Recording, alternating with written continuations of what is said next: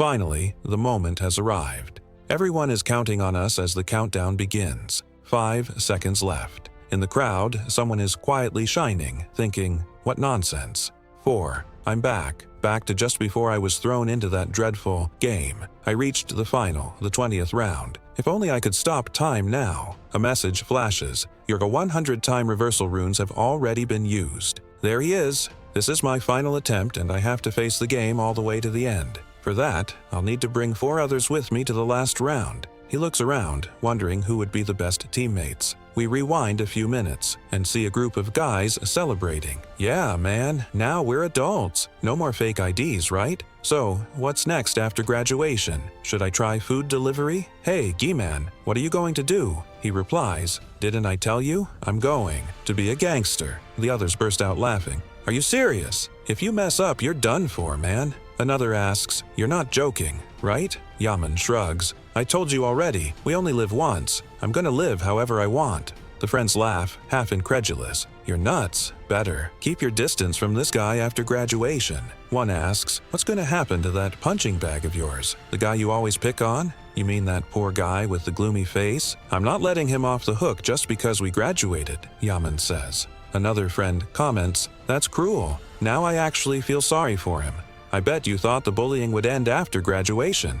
Someone else says, you're really evil, huh? Yaman just replies, he doesn't get to decide when this ends. I'll mess with him as much as I want. A friend looks up and warns, wait, isn't that the guy you always pick on over there?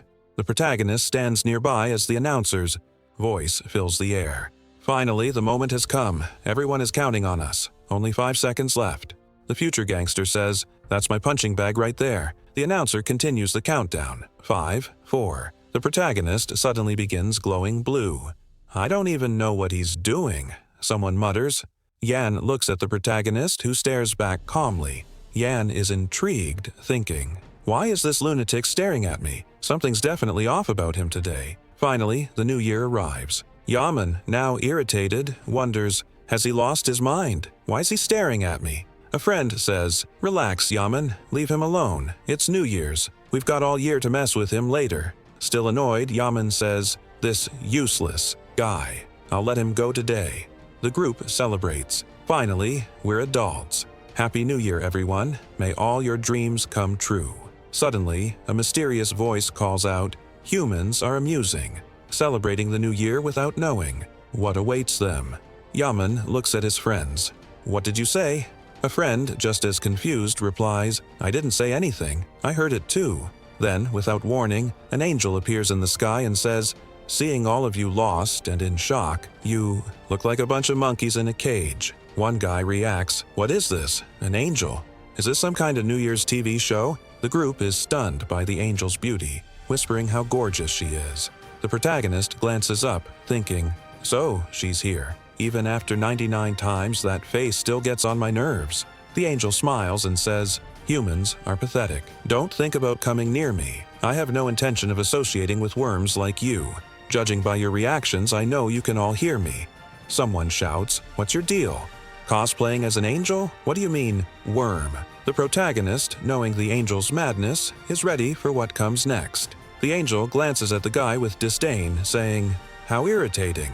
Suddenly, the guy's head explodes. Chaos erupts as everyone panics and runs in confusion. The future gangster shouts, what kind of nonsense is this? The angel continues, how dare inferior humans talk to a being like me? You have no right to question me or act as if we're equals, unless, of course, you want your heads to explode like that guy. She pauses. You're all probably confused. How could you possibly understand what's happening? Let me explain it simply. Listen carefully. The protagonist sighs, realizing he'll have to listen to the same explanation yet again. The angel begins, let's start the game. On the first day of each month, for 20 rounds, humans will be spiritually transported to another dimension. There, you have one task, complete the mission given to you. If you succeed, you'll return to reality with a reward. Someone murmurs, so, if we finish the mission, we'll live. She clarifies, some of you may think so, but not everyone who finishes their mission will survive. Only half of those who complete the missions will be spared.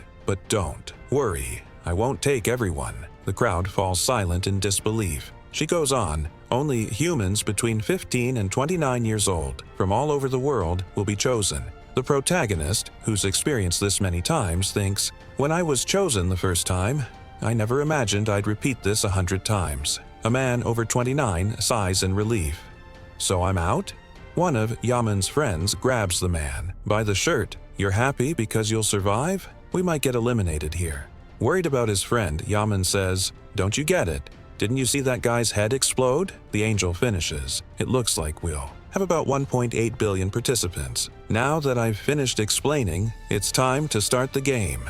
Their spirits are pulled into a void, and the angel continues. Now you're in a space where you can't see each other. Before we begin, you need to create your spiritual body. Think of it as customizing your own character, so be careful. The protagonist thinks, I'll do what I always do. My nickname will be Black Scythe. We see an empty field with mountains, and the protagonist appears looking sharp. He thinks, this is my 100th time already. I've used this appearance since the 12th attempt. It feels like my real body now. Other players finish customizing and arrive at the location, all trying to look as impressive as possible. The protagonist observes, everyone tries to look their best, but if you're smart, you never do that. This is a survival of the fittest world. If you stand out, you become a target. And if you're eliminated here, you're eliminated in the real world too. He shrugs. Whatever, it's almost time. Then he notices Yaman, who's chosen a muscular body again. The angel returns. From what I see, everyone's happy with their new avatars, but I prefer when you're full of fear. Let's see. 1.8 billion in total. Someone asks, 1.8 million? That can't be right. The angel sighs. Do you really think this is the only space? Everyone is scattered across other planes, each with their own angel. Focus on your own group. She adds, before we really begin, let me keep it simple. Think of your status window. The protagonist opens his status window. Nickname, Black Scythe. Beginner, level 1. No class, no title. 333 status points, no skills, no runes. He sighs. The angel says, now you see how fragile you are. If you've played any game, you know the drill. If you survive and win round 20, not only will you be freed, you'll also get one wish granted. The bystanders murmur, a wish? That can't be real. But first, we have to win. She ignores their doubts. Lastly, say inventory and look inside. I've prepared a gift. The gangster opens his inventory and finds a random rune fragment. The angel explains, that's a random rune fragment for one-time use. You can only use it while you're level 1. It's the only item you get to start with. The gangster uses the fragment and is impressed. The angel says, by your faces, your luck varied quite a bit. Regardless, be content. That's the luck assigned to you. Now that the rune registration is done, let the show begin. She snaps her fingers and everyone's window flashes. Mission: eliminate 100 goblins per person across all regions. Total participants: 1.8 billion. Participants completed: 0 out of 900 million. Current region: 10,200. Participants completed: 0 out of 5,100. As she said, only half can survive. The rest will be eliminated. A goblin appears. Someone says, look, a goblin. This feels like a game. Are we part of some new virtual test? Or is this a kidnapping? The angel interrupts. Don't get excited. Not all the goblins have appeared yet. Suddenly, an enormous horde of goblins spawns with glowing yellow lights. Panic spreads. Why are there so many? The angel announces 10,000 humans versus 50,000 goblins. Now, fight to the death. The first goblins rush in and everyone freezes, unable to react. Oh my God, they're coming. Don't let them near, shouts someone in the crowd. The protagonist steps forward, barehanded, approaching the goblins. People gasp. What is he doing? He's walking straight at the goblins. The protagonist looks ahead and lands a precise kick on a goblin's forehead. This is part of his plan. In a group, first impressions matter. He needs to leave his mark on their minds. The goblin he kicked drops a knife, and he picks it up. With this, no one will dare approach me. I need to show my strength now and get her attention. He glances at the angel who's laughing. To impress her, he'll need quite a performance. 2 more goblins charge him. With just kicks, he takes them down. Imagine what he could do with a knife. He slices through them with no mercy, eliminating both. The group reacts. Did you see that? That's insane. Who is that guy? He must be some kind of special forces or something. Even his nickname, Black Scythe, is awesome. Someone says, goblins are usually the weakest in games, right? I think we can beat them too. Even if not as easily as he did, maybe it won't be so hard if we stick together. But as they talk, a goblin attacks, causing the first casualty. Chaos erupts, people run, others fight, and the scene becomes a frenzy. The protagonist watches it all while easily eliminating goblins, thinking, no one will think this is a game now. The only thing on their minds is survival. Instincts take over and they'll all keep running. That was my choice the first time, but by the second, I learned there's no point in running here. A girl trying to escape runs into an invisible barrier. Escape isn't possible. The protagonist knows most people will find it tough just to defeat one goblin, but to survive here, they'll have to do it. The chaos continues. People falling, goblins attacking, the angel watching and laughing. How entertaining to see humans fighting goblins. Even weak ones are dangerous when armed. Her gaze lands on the protagonist. Who is this human? Black Scythe. 70 out of 100 goblins. The system isn't showing more about him, just the mission. What a mediocre system. Why hide details? As a superior being, guiding humans is frustrating, but I think I'm starting to enjoy watching him. The protagonist defeats a goblin. You defeated a goblin, gained 4% experience. 10 gold, leveled up. He's now 75% through the mission. He dodges an arrow and 5 goblins come at him. He dodges the first, strikes one in the chest, then another, hits one in the forehead, spins his dagger. The last goblin freezes in fear, trying to blend in, but the protagonist eliminates it without hesitation. He stares at the others and taunts, "Anyone else coming?" The goblins cower, trying to look invisible. He sighs with relief. "Looks like I can finally catch my breath." Next, he opens his status window. He's gained 6 points at level 4. With 2 points per level, he puts everything into dexterity, for better dodging, faster attacks, and greater movement speed. Dexterity is by far the best early stat. He thinks, with this progress, I've probably caught the angel's attention. Time to finish this. He throws the spinning dagger straight at the enemy's forehead. "Aren't you coming?" The goblins are frozen, irritated. "If that's the case, I'll have to come to you." In a flash, he's behind them, eliminating all the remaining goblins. Experience increased by 4% plus 10 gold. You leveled up and eliminated 100 goblins. The mission for round 1 is complete. A golden barrier surrounds him. I passed round 1 with little effort. He took out the goblins like a maniac to catch the angel's attention. Then the system announces, "Congratulations, you completed the mission first in your region, and first across the entire region. Round 1, Black Scythe." He sighs. Once again, first place. It's very useful to finish missions quickly. The top 3 always get the best rewards. The system says, for finishing first in your region, you receive a low-level rare weapon ticket. For finishing first across the region, you get a special reward and a selection chest. He says, "First, I'll use the weapon ticket I got." He can choose between a sword, stiletto, or spear. It's not much, but I'm happy to get equipment early. With confidence, he chooses the stiletto, a rare dagger with 15 attack plus dexterity and no special effect, but perfect for a beginner. He discards the goblin's common dagger. I'll save the special selection chest for now.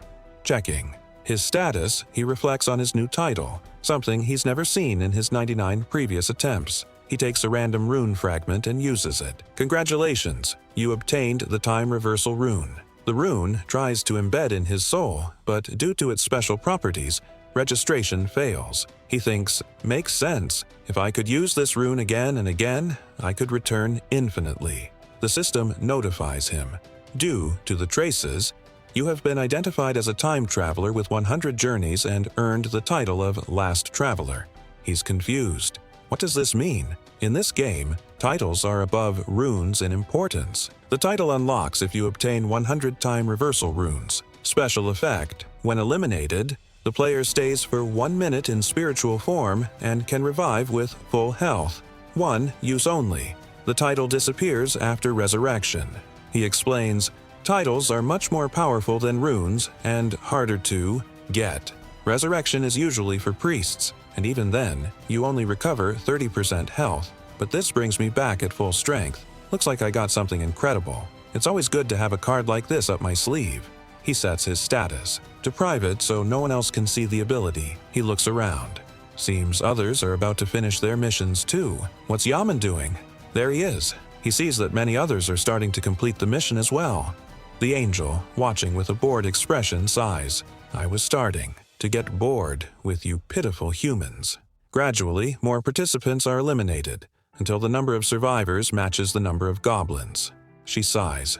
My mistake. Shall we make things more interesting? On the battlefield, a girl sobs over her friend's fading body as more and more participants begin to disappear. Suddenly, a fresh legion of goblins appears, doubling the chaos. The crowd panics, but the angel laughs. Here's another 50,000. That should be enough for you now. At this point, people have started adapting to the fight, preparing to take on the goblins. Intense battles break out everywhere. Stab wounds, shoves, desperate clashes. Over 1,000 people finish the mission. In the chaos, some work together, while others act selfishly. The gangster even pulls a friend in front of him to take a hit. The protagonist observes everything from a safe distance. Among the survivors, a wild-eyed man smears his blood on the barrier, likely mourning a friend who didn't make it. Thousands more complete the mission as the angel continues enjoying the mayhem. The protagonist keeps his eyes on her. When the dust settles, just over 5,000 people have cleared the stage. The rest, unable to finish, call out desperately, "Where are the goblins?" The angel addresses the remaining group. I warned you. Only half of you could complete the mission. Now it's over. The rest will be eliminated. These are the rules. Terror spreads through the crowd as they plead for another chance, saying they only needed to defeat one more goblin. The angel just smiles. Why so many sad faces? You should be happy you're alive. Anyway, congratulations on passing the first round. Try harder next time. Before leaving, she opens a results window. The protagonist is in first place, clearing the round in just 10 minutes. Other names follow like Stupid Idiots at 16 minutes and Heavenly Demon at 17. The protagonist ranks first regionally and globally, earning 1,000 gold as an extra reward for the shop. All eyes turn to him. He realizes everyone knows he's number one. The angel exclaims, "Unbelievable! The top player in all regions is from my region? What a surprise, Black Scythe!" Curious, she asks, "How did you get so strong? Did you acquire some special rune?" She tries to view his status, but can't. Smirking, the protagonist taunts, "Why not check my status window yourself?" She scoffs. "Of course I could if I wanted. You think an angel can't access that? Was just testing you." He smiles sarcastically, thinking, "Don't make me laugh, Miss Angel." She asks, "What is it, human?" He boldly says, "Can I make a request?" "A request?" She echoes. "Yes, I think the reward for first place could be a bit better. Don't you?" People around him stare, shocked that he's talking back after what happened earlier. The angel repeats, "What did you just say?" Calmly, he insists, "I didn't like the reward I received. I'd like something better." The angel glares, thinking, "How dare this human? I only watched him because he was active early, but now he thinks he's special just for beating some goblins. Ridiculous. I'll blow his head off." But then she remembers her instant elimination ability was already used. Still, she's determined. "If I can't use that, I'll just handle it another way." She turns to him. "You want a better reward, don't you?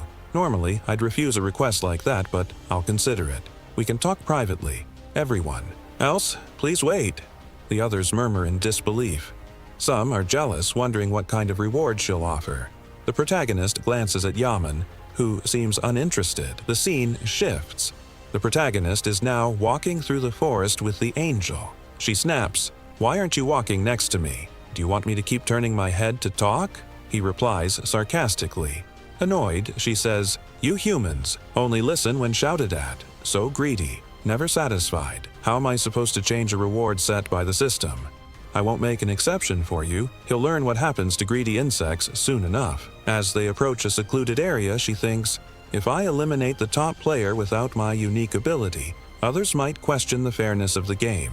I could be punished for ruining things. That's why I brought him here. No witnesses." She asks, "You want a better reward, right? Tell me, what do you want?" Without hesitation, he punches the angel in the face.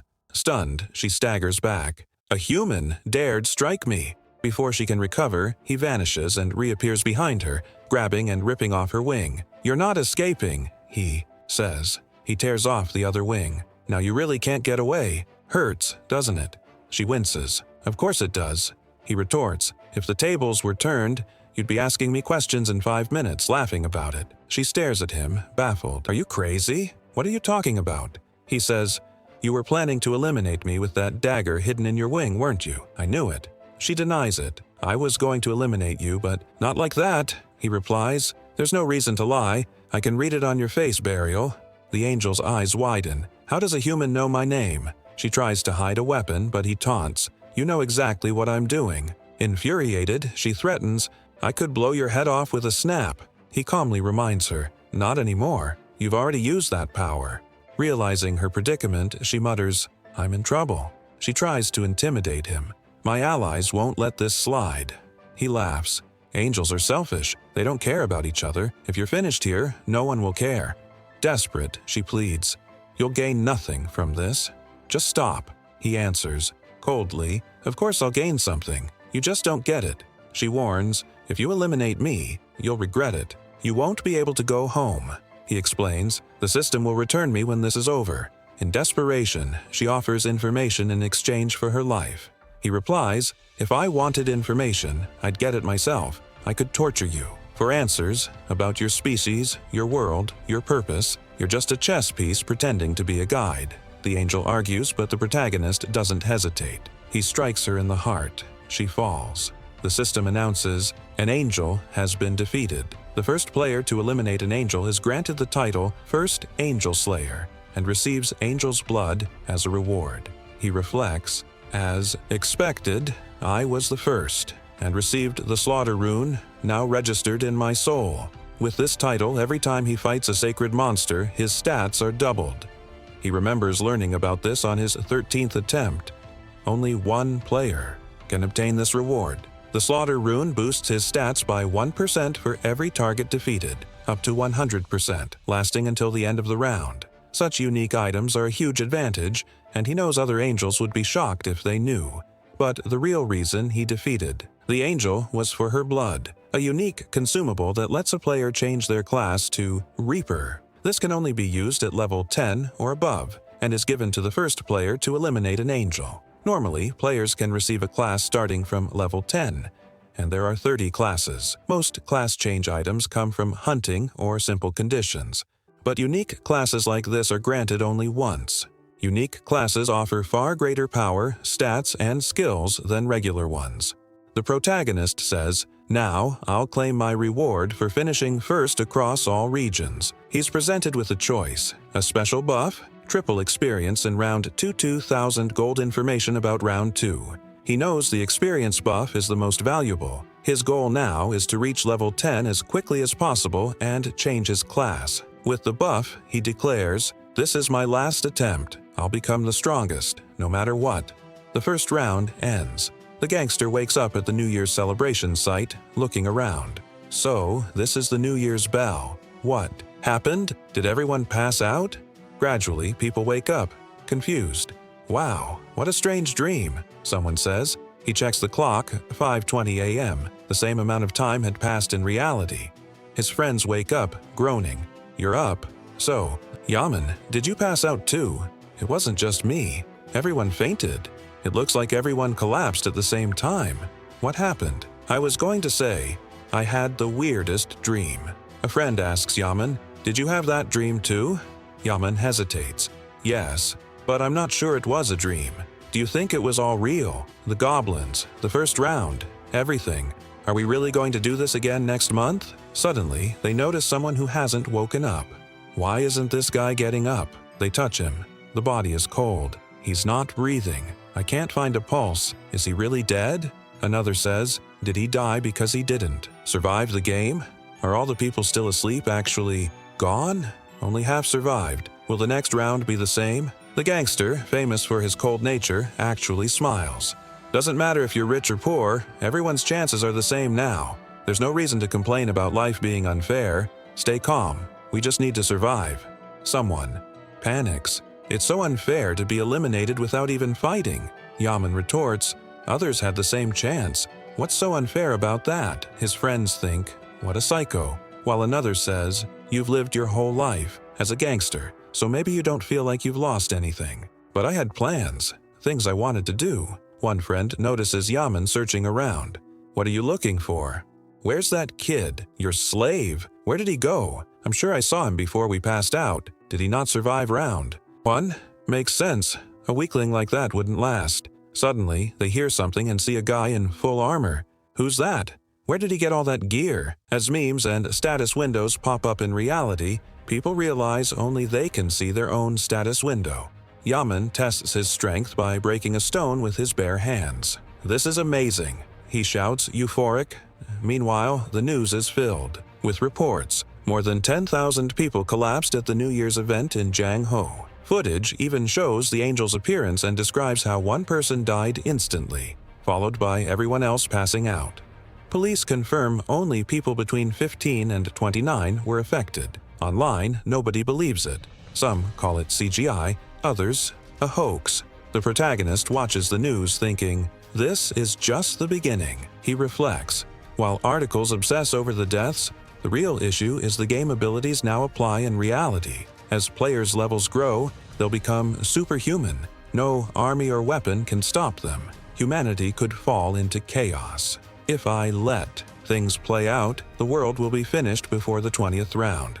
There's only one solution. I need to control all the players with overwhelming power, using new methods I never tried before. We see the protagonist looking at a screen. To open the final boss's room, 5 players are required. I already have some candidates in mind and a plan to recruit them, but now isn't the time. Instead, there's something more urgent. He returns home and finds his younger brother had only instant noodles for dinner again. He opens his brother's bedroom, finding him sleeping soundly, unfazed that his older brother was out all night. "My brother's about to start his senior year. Our family was normal until our parents died in a car accident. Everything changed overnight. I became his sole guardian." He gently adjusts the band-aid on his brother's hand and wakes him. He flips on the light. "Time to get up. It's morning." The boy groans, "But it's only 6 a.m. "No time to sleep now. Get dressed. We're leaving." "Leaving? Where? Are you trying to watch the sunrise?" "I'd rather sleep. Now's not the time to relax. The world's in chaos." "But you said we were going to watch the New Year's celebration. What happened?" "Just get ready. I'll explain on the way." As they walk through the city, the younger brother glances at the protagonist, confused, wondering what could be so serious. The protagonist says, "You have no idea what's happening right now."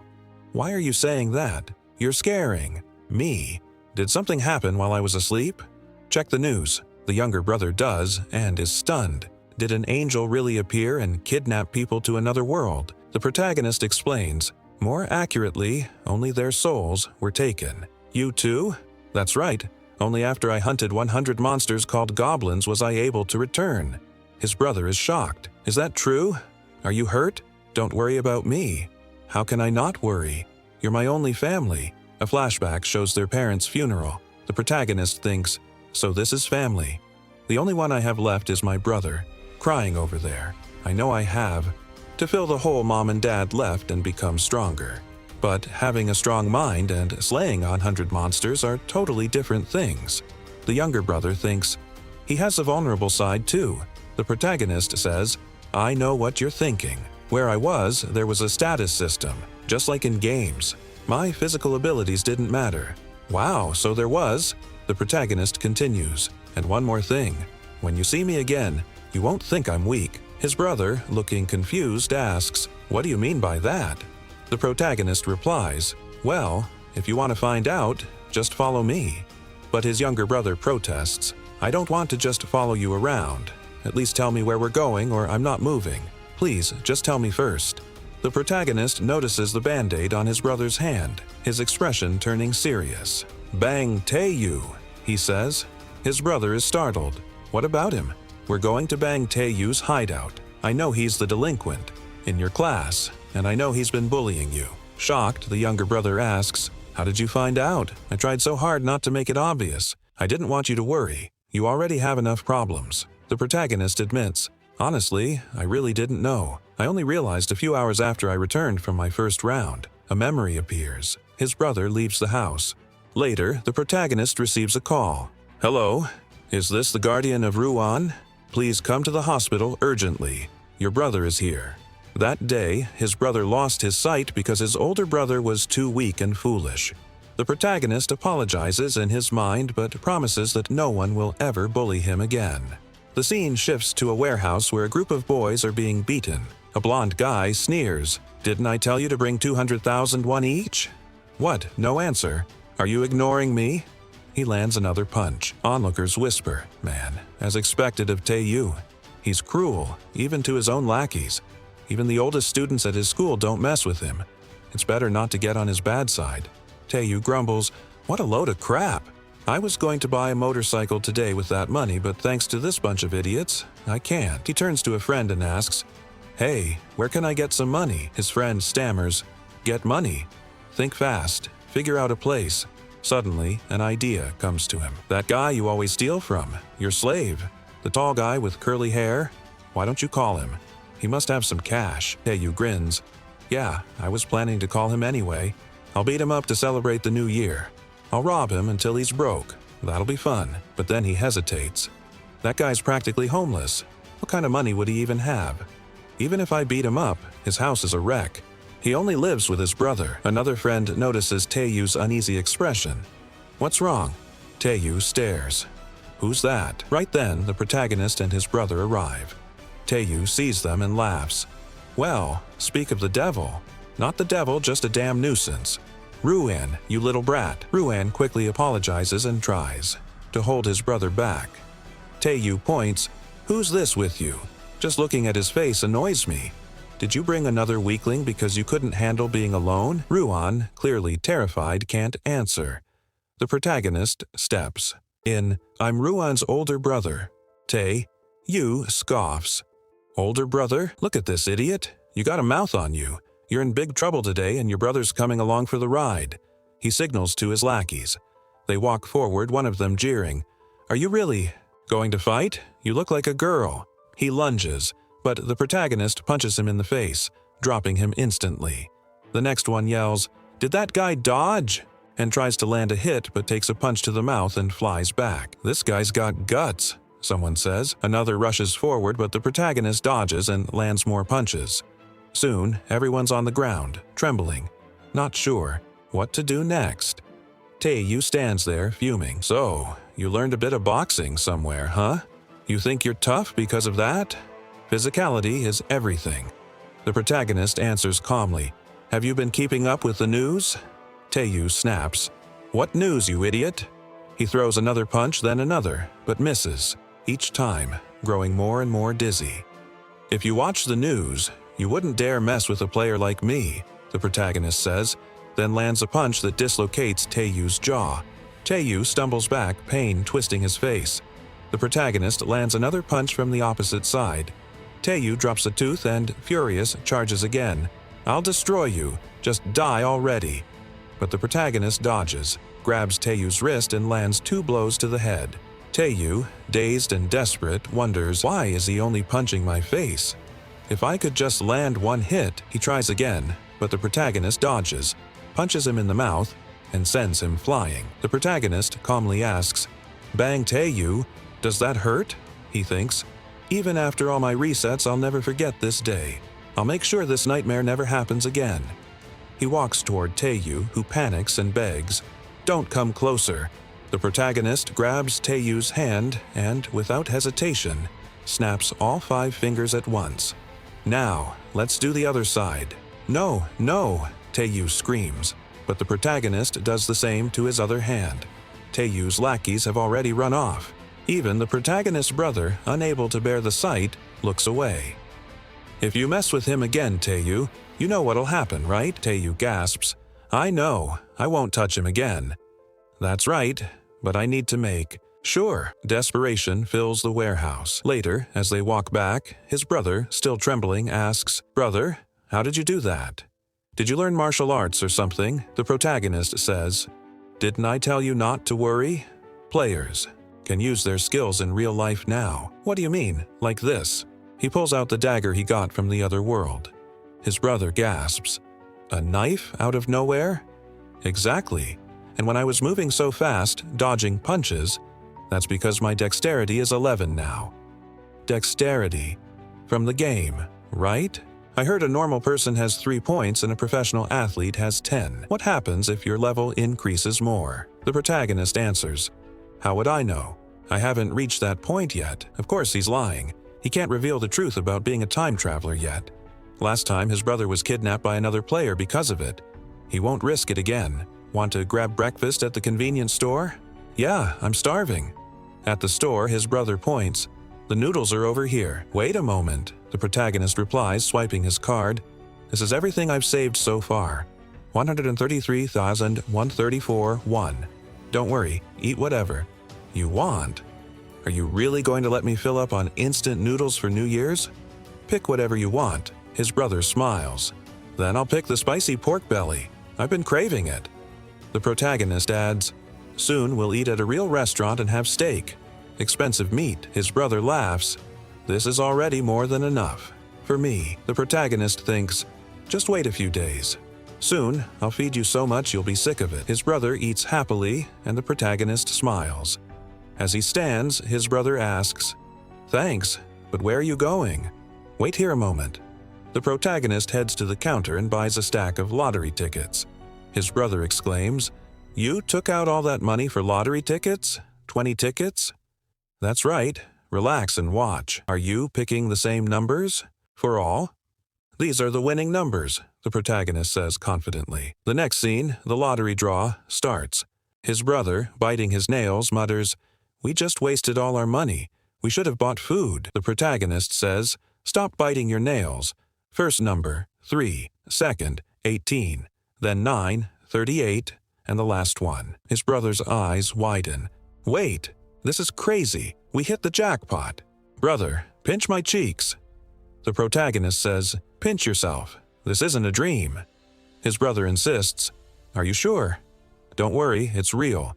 We actually came in first place. His brother celebrates, and the protagonist warns, keep your voice down. The neighbors can't find out. Why aren't you happy? I am. I used to be the same.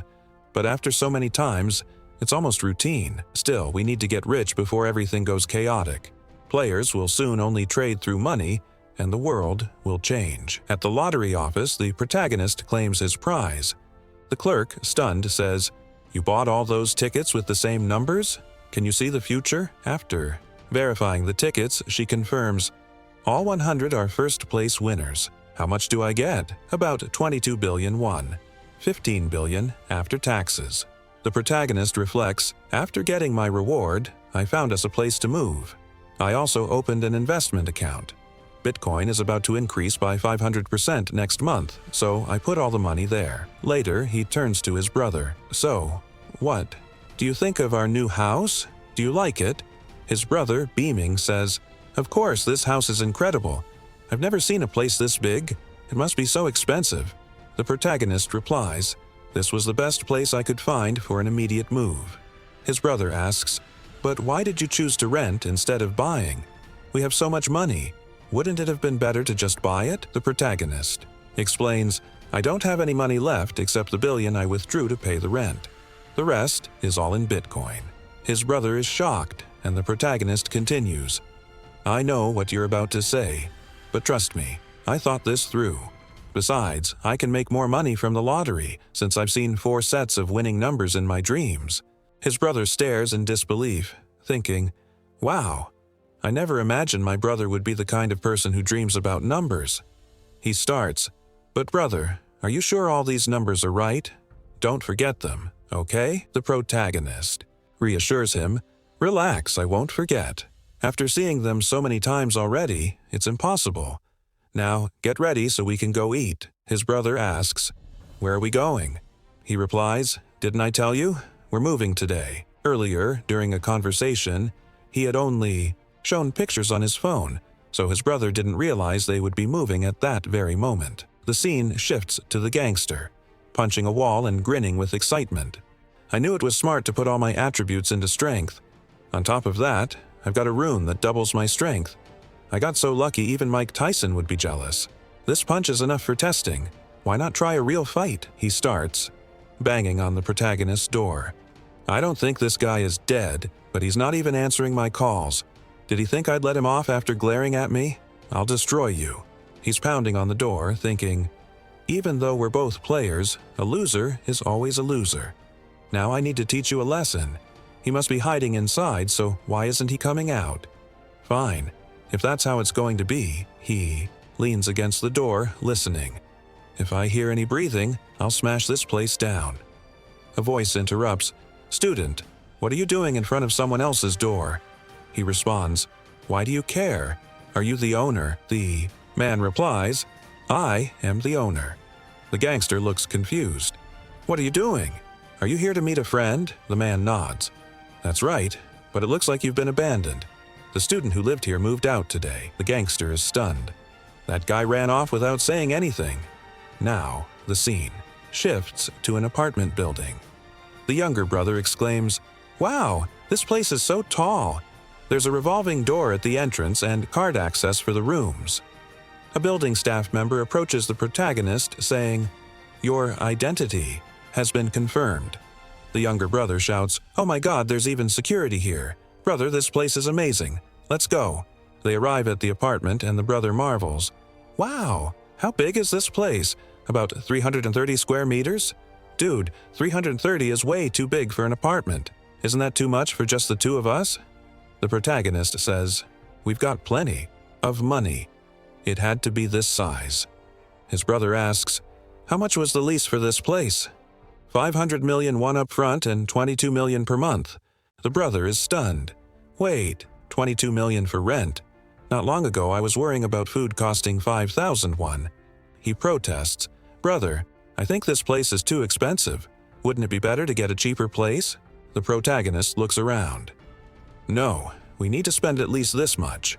The more expensive, the better the security. He thinks to himself, on the first day of the month, players fall asleep until they return from the game. This is the most vulnerable time for everyone. Natural disasters, fires, assassins hired by other players. So, when it's time to enter the other world, players need to be in the safest place possible. It doesn't matter how strong you are there if you get eliminated here in real life. The protagonist asks, do you like the apartment? His brother answers, of course I do. There's no need to ask. I'm glad you like it. The younger brother, feeling guilty, mutters, I'm sorry, brother. The protagonist asks, why are you worried about this other world stuff? Do you think I'll have to fight again when the next month comes? The brother replies, I'm here, just enjoying everything without any problems. I didn't know.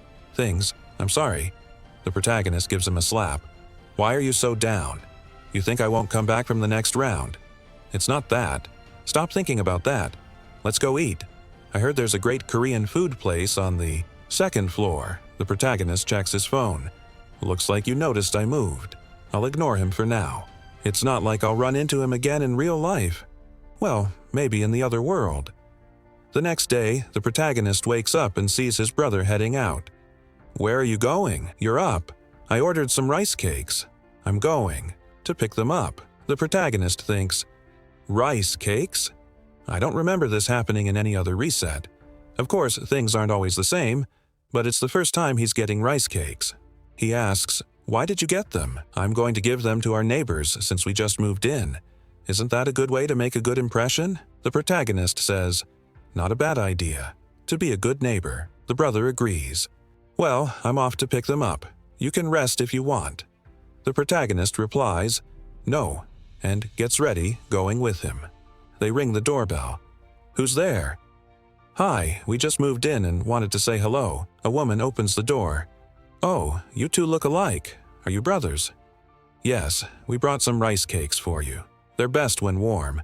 She thanks them, and they head to the next house, delivering rice cakes and moving to the next neighbor, where a child answers and receives rice cakes. The brother says, all right, there's only one more place left. The protagonist replies, let's finish this quickly and rest. At the last place, the brother says, this is the penthouse. You know, they use both the 44th and 45th floors. The brother marvels, wow, that means they're super rich. The protagonist says, I don't know the details, but it's either a wealthy family or a celebrity. The brother rings the bell, but no one answers. He rings again, worried. I don't think they're home. Then the door opens, and he immediately recognizes her.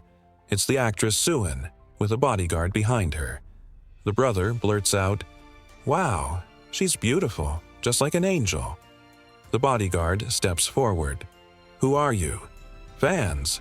The protagonist, arms crossed, says, "We're your neighbors from downstairs." Neighbors from downstairs. The brother steps forward, offering the rice cake. "Want some?" The bodyguard replies, "I'm fine. She doesn't eat this." Kind of thing. He moves aside and opens the elevator. The bodyguard tells her to go in, and she glances at the two of them as she leaves. The protagonist thinks, "I don't know who that was, but that was rude. Best to ignore it." The brother asks, "Did you see her?" "Wow." The protagonist says, "See who?" The brother answers, "What do you mean who? You saw her too. That was Suin." "Suin? Yeah, Suin. Who's that?" Now the scene shifts to Suin, reflecting on how several actors have been eliminated. She's worried about how the world keeps moving. She receives a text. "Aureen, did you see the news? So-and-so passed away. Are you coming to the company tomorrow?" She thinks, someone more successful than me was eliminated in the first round. If I hadn't gotten a good rune, I'd be in those headlines too. She wonders if she would have gotten this far without the company's support. Even this penthouse was funded by them. The bodyguard asks, "What are you thinking about, Aureen?" She replies, "Nothing." He sits. "You can be honest with me. Didn't I say that before?" She says, "I was just thinking about how the world ended up like this. Will I survive the next round?" He reassures her, "Don't worry about the next round. With me by your side, you just need to have confidence and relax." She thinks, "Of course, who else would I trust?" She remembers how he helped her eliminate the goblins, realizing she would have been eliminated in the first round without him. He promised, "I'll protect you no matter what, so don't give up." She thanked him. "Thank you so much." She glances at the rice cakes. "But what about the rice cakes they brought? They look delicious." The bodyguard says, "You'll gain weight if you eat that." She retorts, "But they went out of their way to greet us. They must be upset." He replies, "Forget it.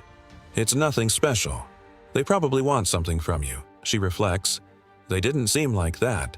Come to think of it, that neighbor looked older than 15. He survived the first round." The bodyguard says, "I think so," she adds. "It's fascinating to see him act like it's no big deal." He says, "Do you really think eliminating 100 goblins was hard? Only an idiot would fail." She thinks, "I only did well because of my abilities. Even then, I wasn't as skilled as Black Scythe.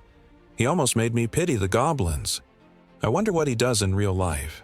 Maybe I should work with someone that's skilled next time. I only survived by luck. Will I make it out alive? Next time." The next day, Tuesday, January 31st, 11 a.m., the protagonist arrives home, and his brother greets him. "You won, again. That's another 15 billion won." His brother exclaims, "Didn't the bank say anything? This is your fourth win." The bank president is already intrigued. "You're back, my lucky client. What's your secret?" The protagonist replies, "I told you last time. I got a divine message in my dreams." The president says, "I wish I had dreams like that." His brother asks, "So, are you putting all that into Bitcoin again?" He confirms, "Yes, it's already up to 150 billion. His brother cautions, "Shouldn't you start withdrawing it? I'm worried it'll crash." The protagonist says, "Not yet. Now let's eat." They eat and walk around the city. At 11:55 p.m., lying beside his brother, the protagonist says, "You have to stay alive and come back." His brother replies, "Relax. You saw me deal with Taeyu, right?" He nods, placing a hand on his brother's head. "Don't worry, just go to sleep. When you wake up, I'll be back." He's transported to the second survival round. The usual crowd mutters, "We're back again. This place looks different from the first round. Who's that guy?" Everyone stares at the protagonist, stylish as ever. He observes, "Most people seem to recognize me. Everyone's here. When will it begin?" A new angel appears, saying, "You're all here, but I'm different from before. The last angel had an accident and won't appear again. I'll be guiding you from now on." She announces, Round 2 main mission. Select a regional representative within 3 hours. People question, what does it mean to select a regional representative? I thought we'd be fighting monsters. Someone points out, wait, check the numbers. Can everyone survive this round? The angel comments, since everyone seems confused, I'll explain. Completing this round has nothing to do with fighting.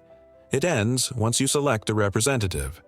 The person chosen will have authority to command others. If they give an order, the others must obey or risk elimination. Don't you think that's immense power? She adds, in 3 hours, everyone gets a ticket to vote. Just pick someone to be the representative. By voting, you finish the mission and can return home. Think of it as a break between rounds. Everyone is excited. We don't even have to fight. This is easier than last time. She adds, now, you just need to discuss who will become the representative within the next 3 hours. The timer for voting is set. 3 hours. People are thrilled. Man, I'm not getting eliminated. This is awesome. But the reckless gangster is annoyed. What a mess. I was all set to fight and now it's pointless. Someone tries to calm him. Yaman, chill out. We'll survive just by voting. But the maniac keeps ranting. I put everything into strength. Now I can't even show off my power? This is infuriating. The protagonist thinks, since he put it all into strength, he probably got the strength rune again. Everything, including Wise Rune and this whole scene, is just like I remember. The next 3 hours will be spent arguing over who to vote for, but that's not what matters most. The main mission means there's a secondary objective. The hidden quest for round 2 is to get a class. To do that, I need to hit level 10 as soon as possible. He spots a hidden goblin in the woods. Come on, he mutters. The creature charges, but with a quick slash to the neck, it's over. Kills, 1/100. With the 3x buff, he gains 9 experience, and all his stats rise thanks to the rune from slaying the angel. Diving deeper into the forest to hunt is the right move. Where there's one goblin, there are always more. The goblins come at him, ready to attack, but he's too fast. They're all cut down. One takes a blow to the chest, another is sliced, and soon he's at 50 kills. Just one more level, he notes. Only 30 minutes have passed. He checks his status window. Black Scythe, level 9. One more and I can change classes. If I had the strength rune, boosting strength would be smart. But you won't last if you only stack. Strength. No matter how powerful, one critical hit and you're finished. Players have 4 stats: strength, intelligence, dexterity, and luck. Strength means power, health, and defense. Intelligence raises magic, mental resilience, and thinking speed. Dexterity is attack speed, agility, and dodging. Luck increases crits, rare finds, and gold drops. You can't just max one stat, especially as a Reaper, which heals both physical and magical damage. I'll need to balance them. For now, dexterity is best. As he presses on, he hears footsteps behind. Wait, someone's following me? He hadn't noticed while hunting, but someone's there. Odd. No one's ever tracked him in any past. Reset. He draws his weapon. I don't know who you are, but show yourself. If you're not here for peace, start praying. Who appears? His first wife, Suin. Hello, it's me, she greets. The protagonist recognizes her. The actress Sue Aaron. Why is she following me? Her bodyguard steps up. Sorry for following you. We didn't mean any harm. The protagonist notices the bodyguard's nickname, On Sang Shield. Wait, isn't he the right-hand man of Mean Rock? He makes a note. Need to rename him. Mean Rock is the son of one of the biggest corporations and a player called Heavenly Demon, one of my future targets. Recruiting him would boost my progress. I also need the healer allied to him. Didn't expect to meet his right-hand man so early. Why are they together? He wonders, recalling the celestial demon sponsoring celebrities as business. When? Did you start following me? He asks. Sue Aaron answers. Since the beginning. I saw you head into the woods, so I followed. Sorry if that bothered you. He asks, why'd you follow? She says, no bad reason. I wanted to make an offer. You placed first last round, so I thought maybe we could cooperate. He raises an eyebrow. Cooperate? That means both sides benefit.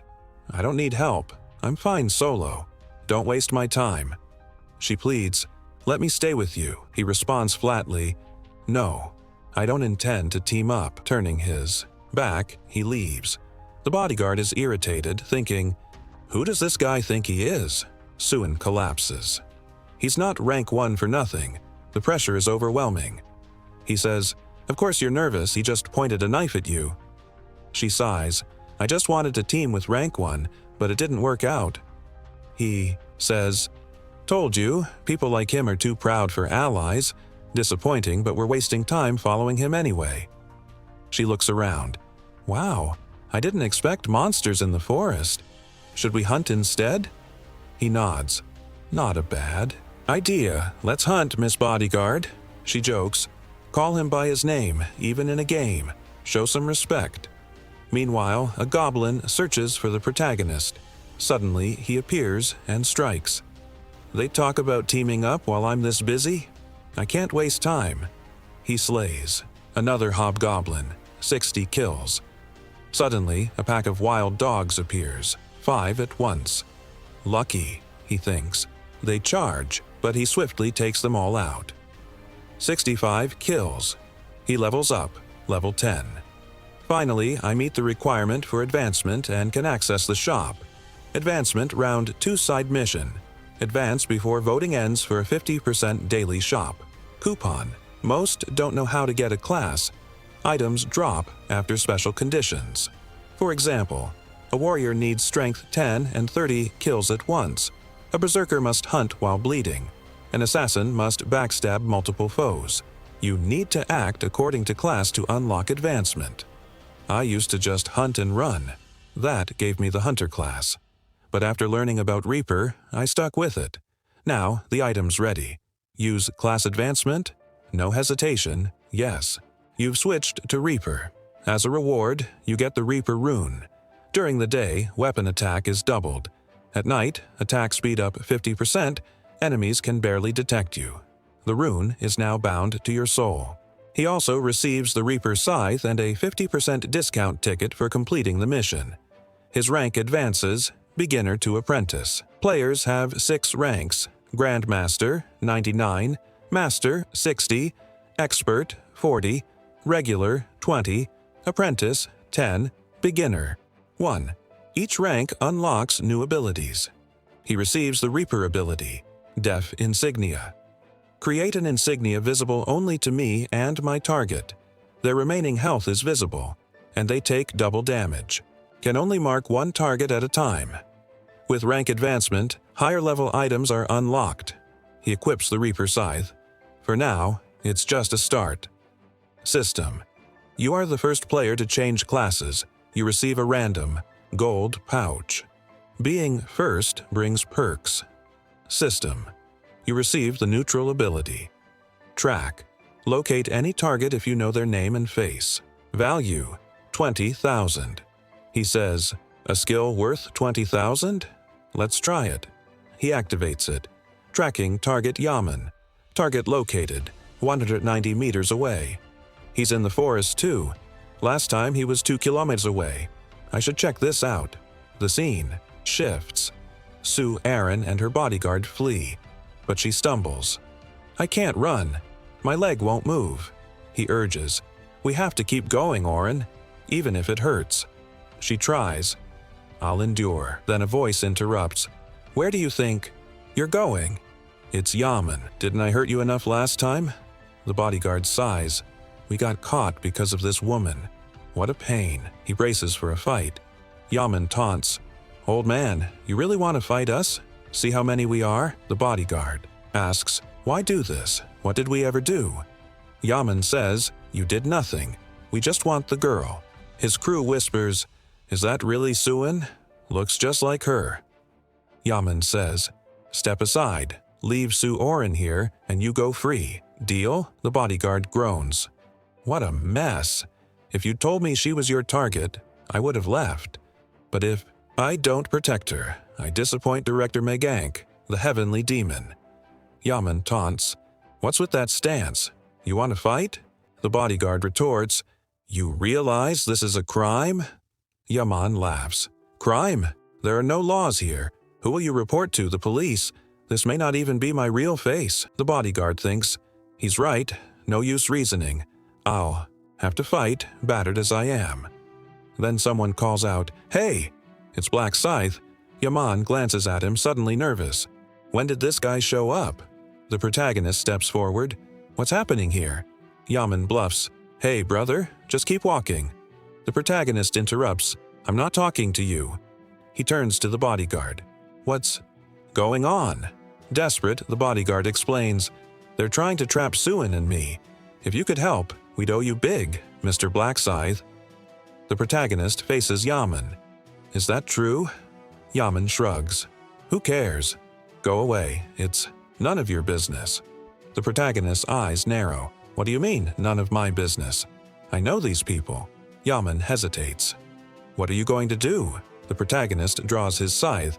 I won't abandon someone injured. Yaman scowls. Su Oren sighs in relief, and the bodyguard thanks him. The protagonist thinks, helping this guy means the celestial demon will owe me, and if a powerful conglomerate is in my debt, that's a huge advantage. Besides, I really can't stand these bullies. Yaman sneers. What, you want to fight? The protagonist just smiles. Isn't that what you wanted? Yaman thinks. This guy wiped out goblins instantly and took first place. Do I really have to fight a monster like him? The protagonist plants his scythe in the ground. Let's be honest. If you don't want to fight, just say so. Yaman asks, If I'm honest, will you let me go? The protagonist shrugs. Maybe. All you have to do is get on your knees and beg for your life. Yaman fumes. Wait. He wants me to humiliate myself in front of everyone, including Suin? I wouldn't fight if I could avoid it, but this is really pushing me, he thinks. But hold on. I'm strong enough to break a wall with one punch. If I get lucky, maybe I can send Black Scythe flying too. He smirks. Are you for real? What, you want me to kneel and beg? You trying to get eliminated? He plans to close the distance. Just one good punch and even this guy can't withstand. A hit that breaks stone. But the protagonist sheathes his scythe. Yaman snaps, Wait, what are you doing? The protagonist replies, Wouldn't it be unfair for you to fight empty-handed? Winning that way would be too boring. Yaman shouts, You're out of your mind. But before he can finish, the protagonist vanishes, appearing right in front of him. You fool. You put your weapon away and left yourself open. Yaman swings, but the protagonist sidesteps and lands a kick to Yaman's stomach, sending him flying. Yaman crashes to the ground, groaning. The protagonist smirks, Watch the language, or my ears might rot. He lands a heavy punch on Yaman's mouth, grabs him by the collar and rains down blows. Yaman thinks, This isn't just a punch, it's like getting hit with a hammer. How is he this strong without a strength rune like mine? Dizzy and battered, Yaman's friends try to help. Yaman, shoot him. One draws an arrow. Suin watches, fearful. The protagonist steps aside, closing the gap. He faces the attacker. Found a bow, huh? Too bad you ran into me. His scythe flashes. The attacker's arm goes flying, dropping him to the ground, writhing in pain. The other two panic. Think you can run after picking a fight with us? You're done. The protagonist gives them a look. Death emblem. He swings the scythe, slicing through another one at the shins. Man, that scythe cuts through like butter. Another collapses, screaming, My leg! You attacked me with a weapon, so you pay the price, the protagonist says. He keeps striking, making sure they're left terrified. Stop whining. You're not going to die from this. He turns to another hiding. No point hiding. There are no exceptions here. He cuts down another, agonizing screams. Stop being a crybaby. This is nothing compared to the pain you gave me. Take another. Su Aaron and the bodyguard are shocked by the scene. The bodyguard thinks, this guy is wild, no restraint. Black Scythe really is on another level. After the beatdown, the protagonist asks, Are you calm now? They answer, Yes, thanks to you. Well, you won't have to worry about them attacking again. Most can't even walk. Just go vote. The two thank him. Thank you, Black Scythe. Su Aaron asks, Won't they just get eliminated like this? He replies, "So what if they do? They're not even on the level of animals." He sees she's still too soft, maybe keeping up a celebrity image. The bodyguard asks, "Black Scythe, can I ask something? Why didn't you just kill them? It wouldn't matter in this world." Yaman is in shock, realizing how bad things could get. The protagonist answers, "There's no benefit to killing them. If I did, the number of participants would drop, and that lowers the people who can survive. It's strategic." The bodyguard thinks, he's right. Fewer participants means fewer people saved. This guy's understanding is beyond anyone else here. He nods. "Got it, we'll ignore the trash." The protagonist says, "Well, I'm off." The bodyguard offers, "If you give me your bank details, I can send you compensation in the real world." Forget it. He leaves. The bodyguard is amazed. He refused a reward after saving us. "I need to tell the president as soon as I get back. For now, I'll hold back. No benefit in challenging him." He spits in a foe's face. That was humiliating. "Let's go, Suin." Elsewhere, everyone is at the voting area. "Please, vote for me. I'll do the right thing." "It's not a presidential election," someone scoffs. "I'd do better." People argue. "Don't fight, let's be careful." "We need someone calm, like me," one suggests. "My dad's a congressman." Arguments rage until a calm voice says, "Only 2 hours left to vote. Let's hurry and decide." His name, Mint Chocolate Boy. "Okay, how do we decide who to vote for?" He replies, "I have a great idea." He thinks, "With my persuasion rune, they're all listening. When I first got it, I thought it was useless. It only works on people, not monsters, but I figured out how to use it." Earlier, he'd shouted, "Guys, a woman's in danger. Drop those goblins and help her." They all rushed to help, letting him clear his first 100 goblins. "If all goes well, I'll be the representative." He tells the group, "Let's pick up to 5 candidates." They agree, not a bad idea. "If you want to nominate someone, raise your hand." "But you can't nominate yourself," a chubby guy grumbles. "Darn, I was going to pick myself." The group hesitates. "I don't know who to pick." Finally, someone nominates, "I recommend Mint Chocolate Boy." He's thrilled. "Me? Thanks for the support." Another says, "I recommend Black Scythe." Another, "Life is a documentary" for third. Right Hand of the Black Dragon for fourth. That makes 4. Anyone else? Silence. Then we have 4 candidates. Anyone want to say something? He thinks. This bunch is easy to convince. "Once I'm representative," a voice interrupts. "Stop the nonsense." He turns. "Life is a documentary." The number 2 rank. "I can't listen to your garbage anymore." Mint Chocolate says, "What do you mean?" Number 2 answers, "You think the world's easy? That you can just talk and everyone obeys?" Mint Chocolate wonders, "Does he know about my rune?" Number 2 steps forward. "Go to hell. Who are you to decide?" Mint Chocolate retorts, "Hey, words show who you are. No need to be so hostile." He thinks, "Perfect. Maybe my rune will work." But number 2 snaps, "You trying to teach me? You want to get eliminated?" Suddenly, his ability fails. "Wait, why? Isn't it working?" Number 2 grabs him by the neck. "One more word, and you're out." He drops him. "I told you, I'll eliminate anyone who crosses me." The poor guy dies on the spot. Number 2 declares, "If you don't vote for me, you'll end up like this." Everyone is terrified. "He's a killer." "So what? Come fight if you want," he taunts. He laughs. "If you don't fight, I'll just come for you. No police, no cameras, I can eliminate as many as I want. Vote for me or else." Everyone is on edge. Vote or get eliminated. Simple. Black Scythe thinks, "I'll deal with this lunatic once I get authority." Meanwhile, the protagonist is hunting, having already taken out 265 monsters, maximizing his rune and XP buff. "I'm almost level 16. Progress is slow now, but at least it's been easy. Reaper rune, Assassin's rune, I'm way ahead."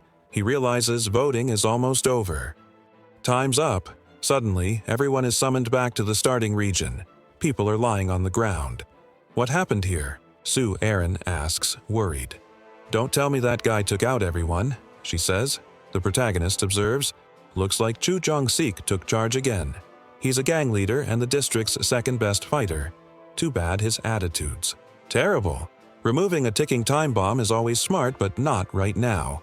Chu Jong-sik walks up to the protagonist. "Black Scythe, where have you been? I've been waiting for you." "What do you want?" the protagonist asks. "Nothing big, just a suggestion. I'll get right to it. Serve me." "Serve you?" "That's right, serve me, and I'll spare you." The protagonist laughs. "Wait, so you're saying you want to fight? Get on your knees and beg, or you're not leaving here unharmed." Rank number 2 steps up. "Still crazy, I see. You really don't get your situation, do you? Once I'm representative..." The protagonist cuts him off. "Is it so hard to get what I'm saying? Or will you only learn after getting eliminated?" Pulls out the scythe. The gangster stammers, "Where'd that come from? Great, I messed with the wrong person." The protagonist stares. "Cat, got your tongue." The gangster tries to look tough. "I'm Cho Jong-sik, leader of the Jong-sik gang. You think I'll kneel to someone like you? Bring it on, use your weapon." The protagonist thinks he's still hot-headed, but if I show off here and win, I'll get all the votes. I need Cho Jong-sik to become the representative so I can use him in round 3. Besides, the angel should show up any minute now. Right on cue, the angel appears. "All humans, gather here," the protagonist says quietly. "You're lucky. Next time, choose your opponents carefully if you want to stick around." The gangster freezes. "I almost had a heart attack. I'll let you go for now. But once I'm representative, I'll pay you back for this humiliation." The angel speaks. "Have you all chosen your representatives? Looks like you've done more than talk in the last 3 hours. I don't care how many got eliminated. So let's begin voting." Voting starts. Pick one person. The highest votes wins. To vote, just look at them and think, "Vote." Anyone who doesn't vote in 5 minutes will be disqualified. Everyone wonders who to pick. The gangster, feeling confident, sees everyone looking his way, except one girl. "Why aren't you looking at me?" he snaps. "Anyone who doesn't look at me gets eliminated." The protagonist stays calm, trying not to draw. "Attention." The gangster threatens, "If you don't vote, I'll get rid of you myself." "I saw you turn your head." Voting ends. The angel claps. "Let's see the results." The gangster wins. First place, but only 2,400 votes. Black Scythe is second with 2,000. I told them to vote for me.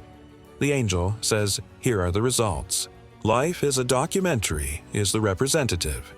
You now have authority to command others. The system speaks. You are the representative of this region. You have been granted command authority." The gangster grins. "Now you'll regret not. Eliminating me, Black Scythe, I'll make everyone attack you." He checks the ability. Temporary skill, command authority. You can issue one command and force players to follow it up to 10 uses. Does not work on players with a class. He's stunned. Wait, only 10 times? And not on players with a class? So all the class holders can ignore me? The angel continues. You must be thinking voting is all there is, right? But there was a hidden mission this round. The crowd gasps. A hidden mission?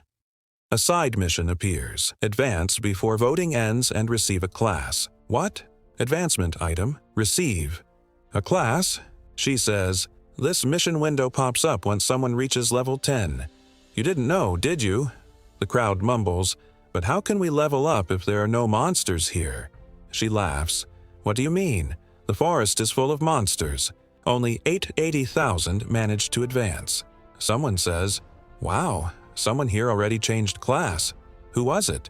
She checks the secondary mission results. Region 45, Black Scythe. Wow, it's Black Scythe again. First in our region and the only one with a class, Reaper. That sounds strong, the gangster grumbles. I was going to use my authority on him. Who would have thought he'd get a class upgrade so fast? The angel says. In round 2, rewards go to whoever finishes first. Black Scythe, first in all regions and the only Reaper. Your name fits perfectly. Did you always want to be a Reaper? He replies, No idea I'd get a class that matched so well. The angel says, it seems like destiny, and only class holders are immune to authority commands, which means Black Scythe can do as he likes. Everyone's impressed. He can. Ignore the representative's power, she explains. Authority commands don't work on class holders. Black Scythe isn't bound by any order, and the representative only gets 10 commands. There's no unlimited power. The crowd nods. Oh, just 10? That's not so bad. The representative is furious. Why tell them that? The angel smiles. Now, Black Scythe, you get a reward for advancing so fast. She snaps her fingers. You're first in the region and all regions. You receive low-rank armor and a special chest. Please pick rare armor. Choices: Metal, Hunter, Mage. Hunter is the best. The chest gives a 3x buff, 3,000 gold, or information. Since round 3 is monster heavy, he picks the XP buff. Everything's distributed. Please return home. Round 3 will be even more exciting. The system announces, mission complete. Returning March 1st. The souls return to their bodies.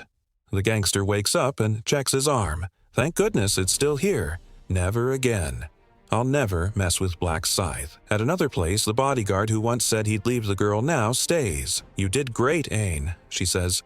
What did I do? You did everything. Thank you for helping and protecting me. He sighs.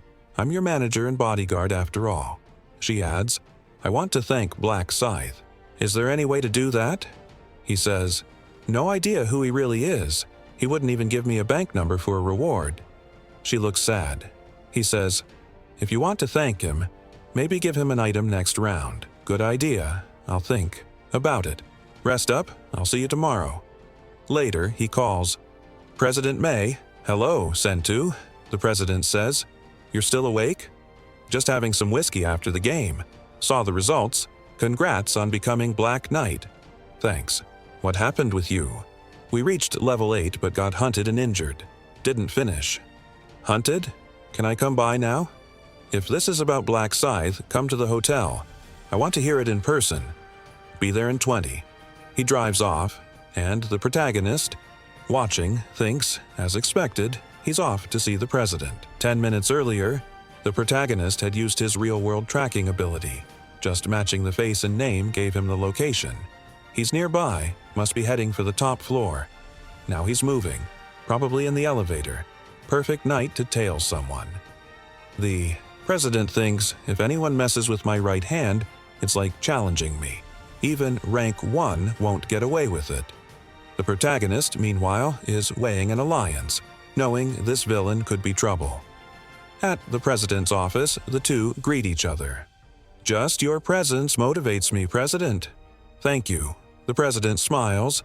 You're good at compliments. Take a seat. It's not just flattery, sir. And congrats on surviving.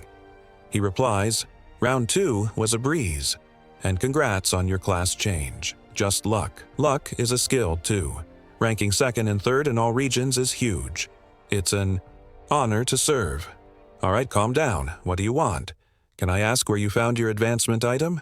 It just dropped from monsters while hunting. Actually, it was from the rune fragment I got. He remembers the moment the angel told him to check inventory. Rune of the Black Knight. Boosts all stats, gives a black aura, and grants the Black Knight class at level 10. He thinks, lucky to get such an item at level 1. But I can't reveal too much, even to someone I value. People change. The president says, let's get to the point. Did you try to hurt Black Scythe? No, it wasn't him, comes the answer. Actually, he saved my life. He saved your life. Tell me everything.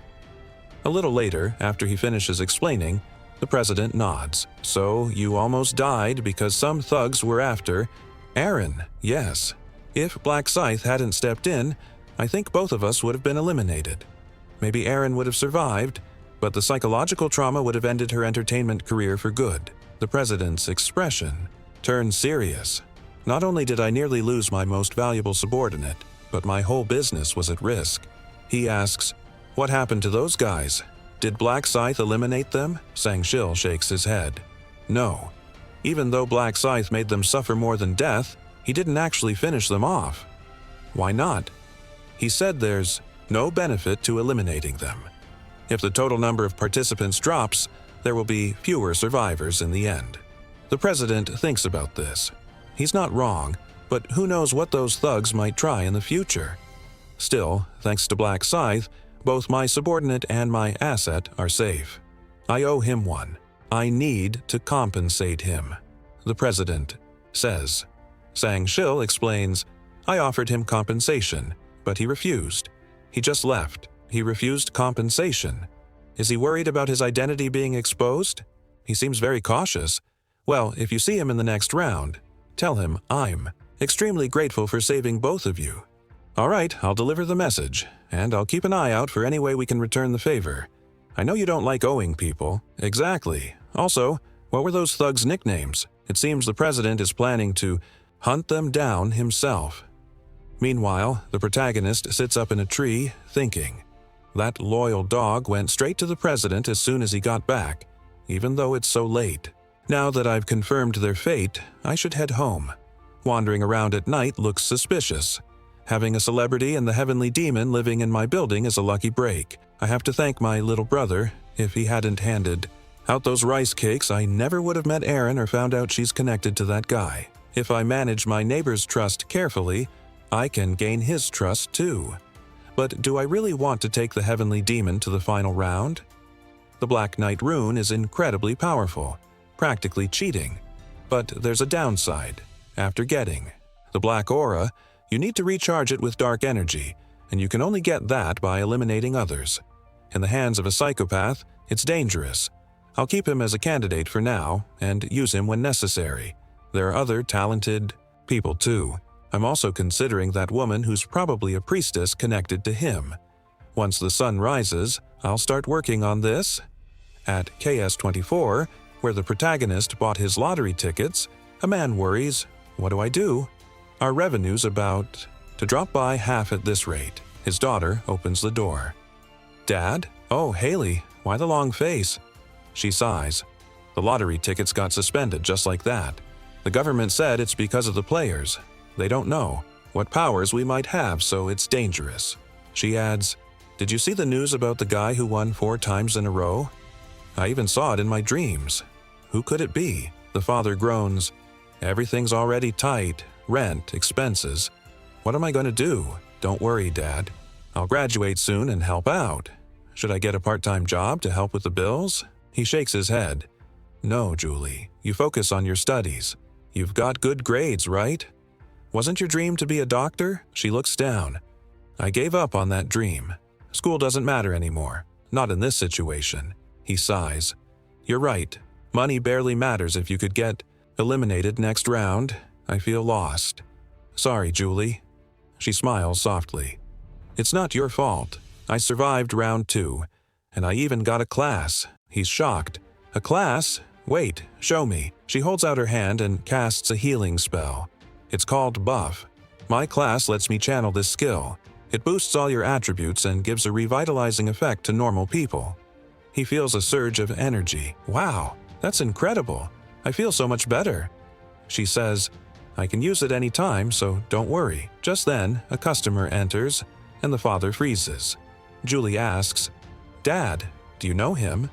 He whispers, that's the lottery guy, the one who hit first place 100 times. The protagonist enters. Hello, remember me? I bought all those tickets last time.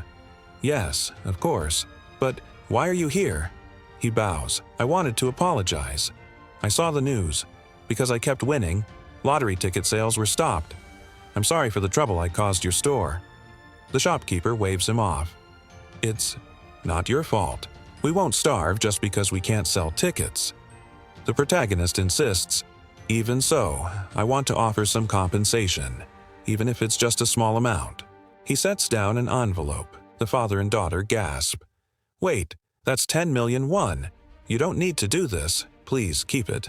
I know I caused you trouble. He turns and leaves. The father is stunned. How could I accept this much? Julie says, I'll go return it to him. She runs after him. Excuse me, wait, she calls out. He turns. She says, Raymond, is that you? He blinks. "And you are?" She says, "It's me, Julie. We're in the same class." He tilts his head. "Same class? Sorry, I'm not great with faces." Of course it's a lie. He knows exactly who she is, and her future as a buffer. He just pretends not to bring her closer to him. She says, "Let's talk." They sit on a park bench. She offers the money back. He shakes his head. "No, you keep it." "But it's too much. I gave it because I felt bad for causing trouble. Please, just accept it," she insists. "But this is a huge burden." He thinks, "Exactly why I'm giving it to you." He says, "Tell your dad too. It's not that much money for me. Please keep it." She protests. "Why are you always so stubborn?" He stands. "We're done talking, right? I'm leaving." She blurts, "Wait, 10 million is way too much. I'll take 1 million. Is that okay?" He shrugs. "Ask your dad." She says, "He'll be uncomfortable with so much money." He raises an eyebrow. "Your dad's the shop owner?" She nods. "Yeah, he is. Isn't that funny?" He laughs. "It is. I go there all the time." She smiles. "It's funny. For me, too. Realizing my classmate won the lottery's first place." He plays along. "Classmate, huh?" She continues. "Didn't you realize? I recognized you as soon as you walked in." He apologizes again. "Sorry, I really am bad with faces. And this is our first time actually talking, right?" She admits. "Yeah, it is." He thinks, I have to keep up the act, even though I know exactly who she is. It'll keep her curious about me and wanting to get closer, cold, but necessary. She stands. "Well, I told you my name, Julie, and this is my face. Please remember me this time."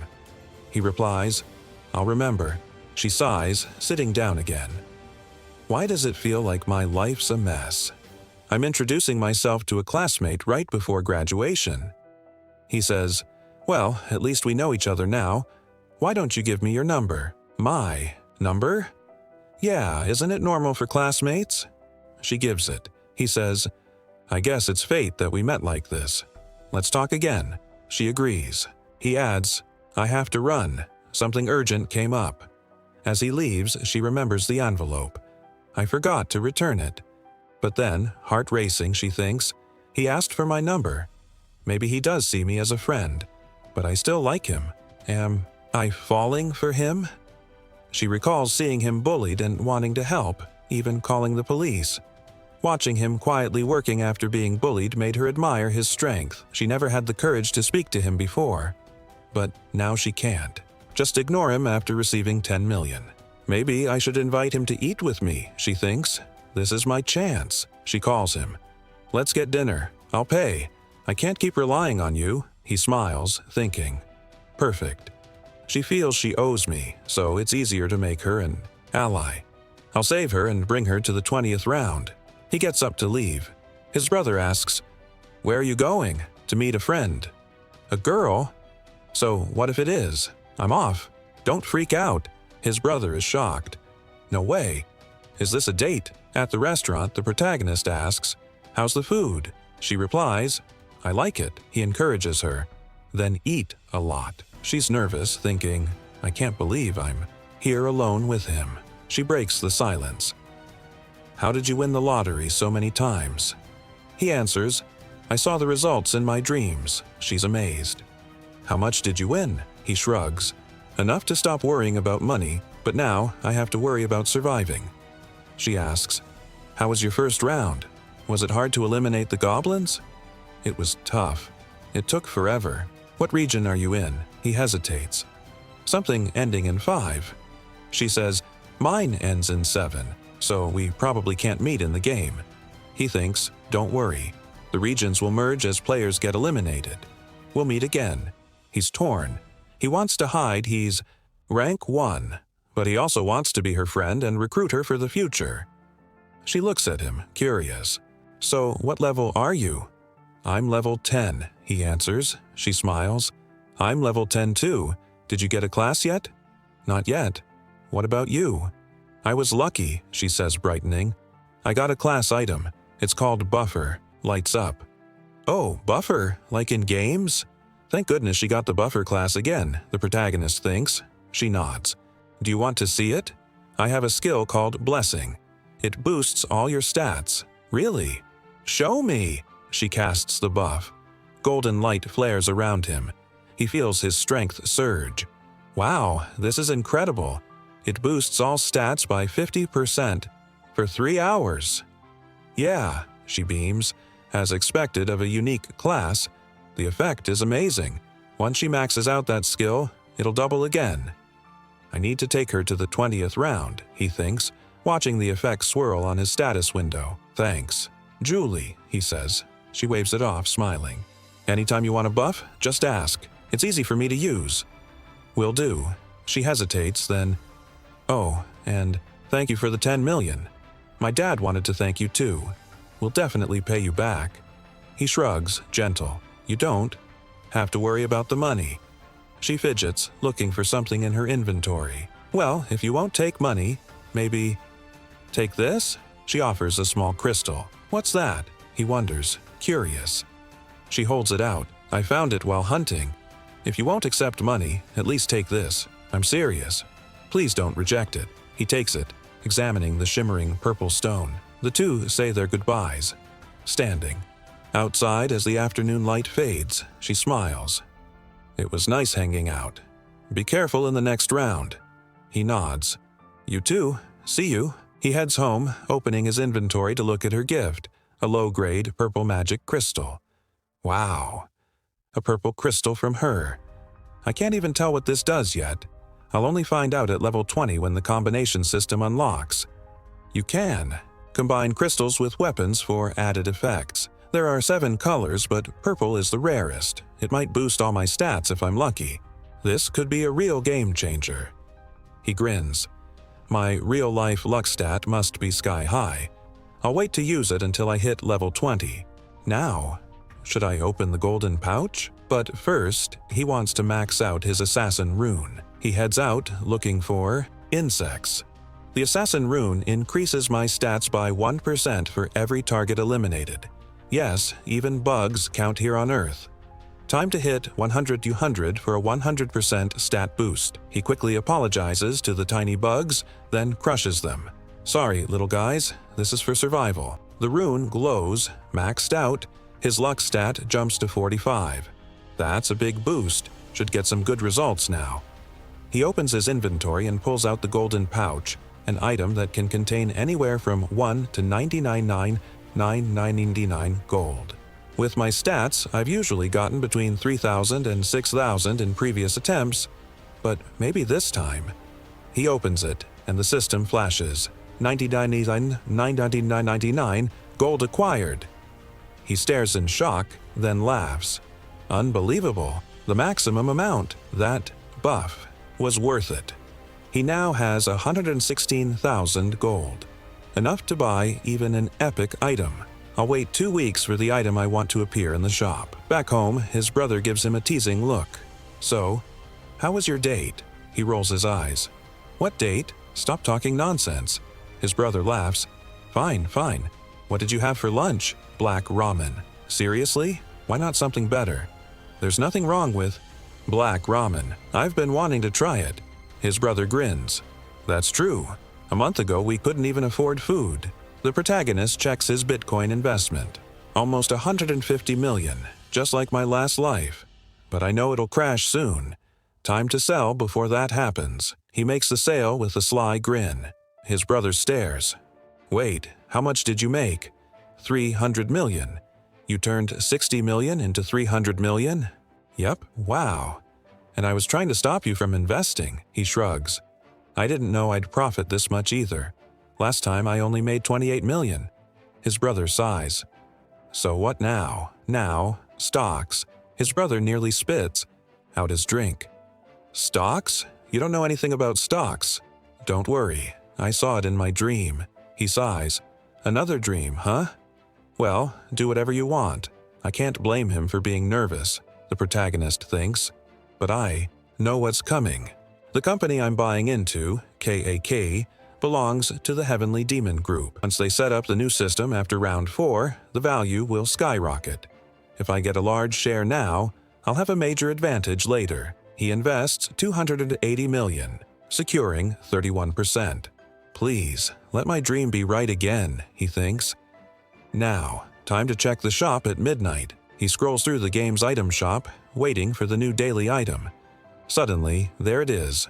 Skeletal necklace, epic rank, boosts attack speed by 1 per C4. Every enemy defeated up to 25%. Also increases intelligence and attack speed, and it's cheap for what it offers. Time to use my 50% discount ticket. He buys the necklace for half price, still left with almost 114,000 gold. If I save a bit more, I can buy another top-tier skill. I'll just need 6,000 more gold. Round 3 is full of monsters.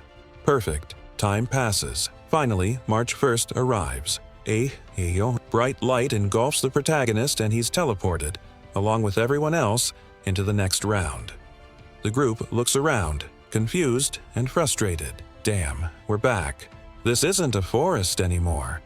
Where are we? The landscape is a ruined village, surrounded by a fortress. What's that crystal? Someone whispers. The tension is high. The protagonist notes, no one recognizes this place. Everyone's anxious, except for Cho Jung-sik. He's as cocky as ever. Whispers ripple through the crowd. Isn't that the representative of our zone? Yeah, life is a documentary. He's that gang leader. He grabbed a sword and threatened people. They should have made Black Scythe the commander. Don't say that. He has authority. And he might hear you. So what? He can only use it 10 times. At that, Life is a Documentary barks, "Shut up." The crowd groans. Here we go again. He's just yelling at us. Suddenly, another young gangster steps in. What's your deal? Life is a documentary. I'm the leader of the Jong-sik gang. Who are you? I'm just a 20-year-old who wants to be a gangster. You're my idol. Please accept me as your mentee. He throws himself at the guy's feet, begging. Life is a documentary laughs. You're nuts, but I like your spirit. Fine, I'll take responsibility for you. The crowd murmurs in awe. There he goes, recruiting again, the protagonist observes. This could be useful.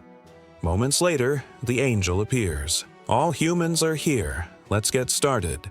There are 90 fewer of you than last time, nervous murmurs. 90 less? How? Did we lose people in reality? The angel shrugs. If humans eliminated each other outside, that's not my concern. Now here's your main mission for round 3. Protect the relic for 3 hours. The screen displays, out of 856 million, only 214 million can survive. In this zone, only 1/200 people, 1/4, will make it. The group gasps. Only a quarter? The angel smirks. Don't feel cheated. The rule's simple. Only half. Survive each round. Last time, too many survived, so this time, only a quarter move on. Work hard to be in the top 25%. She continues. Monsters will appear from 4 gates every 30 minutes, all targeting the relic in the center.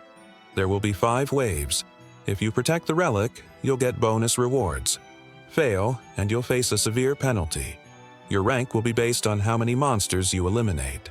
Monsters are weaker this time, but there are many more. Experience and gold are reduced, but it won't be too hard. Life is a documentary grins. All I have to do is kill a bunch of monsters. With my authority, this'll be easy. Chiu is angel finishes. Oh, and don't forget, your representative can use his command during this round. But curious, someone asks, what happens if the representative of this zone gets eliminated? The angel answers, if he's taken out by monsters or eliminated normally, the position is vacated. But if he's assassinated by another player, the killer instantly becomes the new representative and receives 10 authority uses. She smiles slyly. Monsters will arrive in 10 minutes. I hope you work together and survive, though I doubt you'll actually cooperate. And just like that, she vanishes.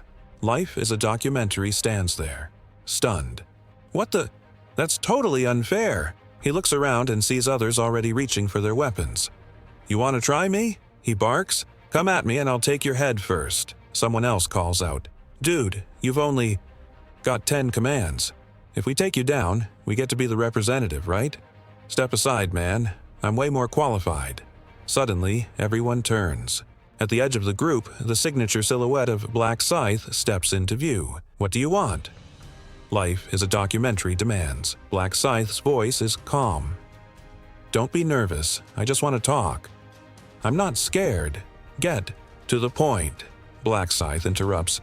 I have an offer. I can see you're in a tough spot. I'll protect you. The group erupts. What? Black Scythe wants to protect him? Does this mean we'd have to fight Black Scythe too? Life is a documentary hesitates, thinking, if I accept, I'll survive. But at what price? He asks, what do you want for protecting me? Nothing much. Just follow all my orders. Black Scythe replies, his gaze sharp. What? You want me to be your subordinate? Why? I can't say.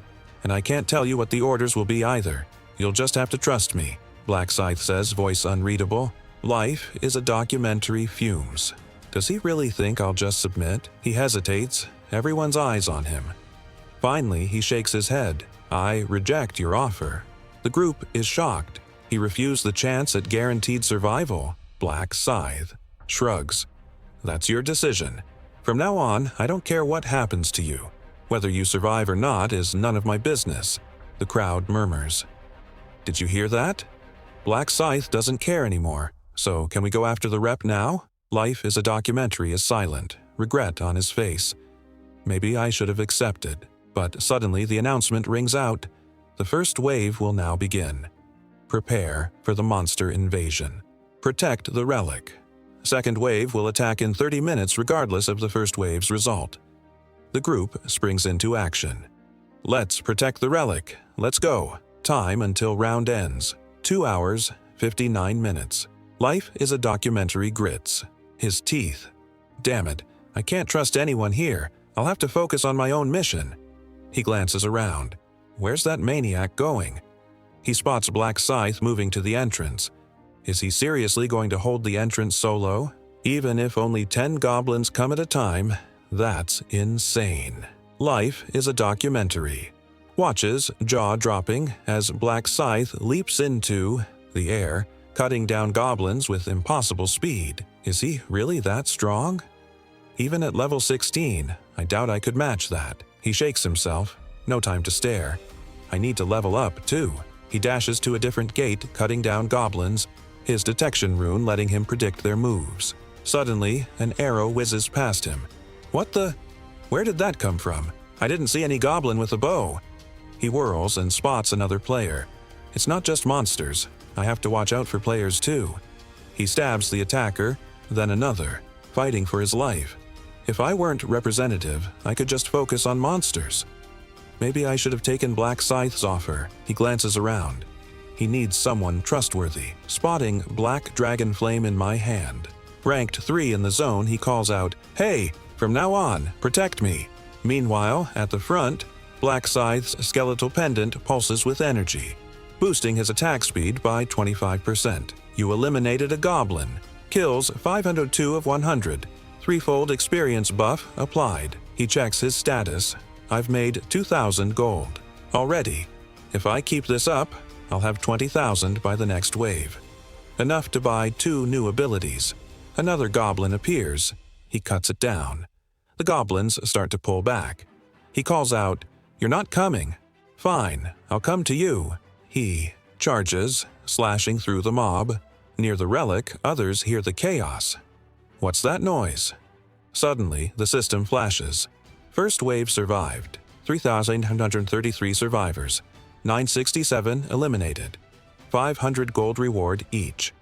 Whoa, 967 are gone already. Even weakened, these goblins aren't easy. Where's the rep? There. Cho Jong-sik's still alive. But can he last another round?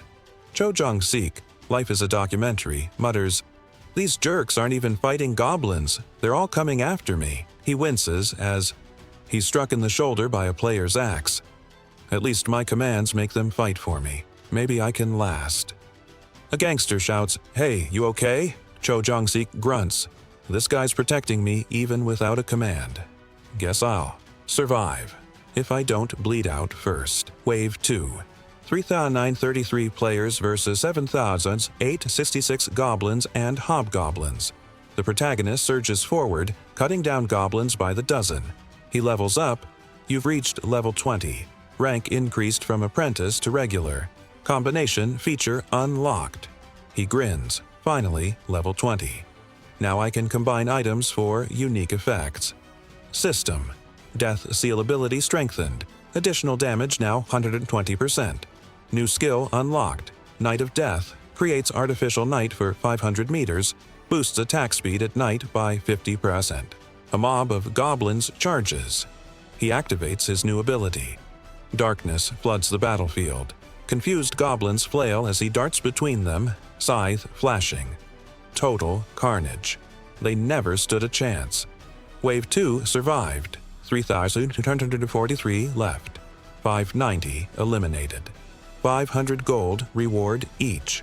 Should I buy my new skill now or wait? He purchases Detect Presence, allowing him to sense anyone within 30 meters. Maybe I'll save for another big upgrade. Wave 3. 3,300 versus 6,686 hobgoblins. Quick slice here, stab there, survives the wave. Wave 4. 3-1 versus 6-2 hobgoblins and gnolls. The future gangster stabs left and right as his crew surrounds. Life is a documentary. He grins. Just one more hour. If I can endure this, I'll make it. But I've already used all 10 authority commands. Wave 5. 2,700 players versus 10,000 weakened gnolls. Why so many? Well, more kills for me. As the onslaught intensifies, Cho Jong-sik grabs 2 players, using them as human shields. Others shout, "He's the rep! Take him out!" Desperate. He runs, bloodied and panicking. I just needed to survive one more wave. Just one more. He dashes up to Black Scythe. "Hey, Black Scythe, I accept your offer. Please protect me. I'll follow your orders, anything."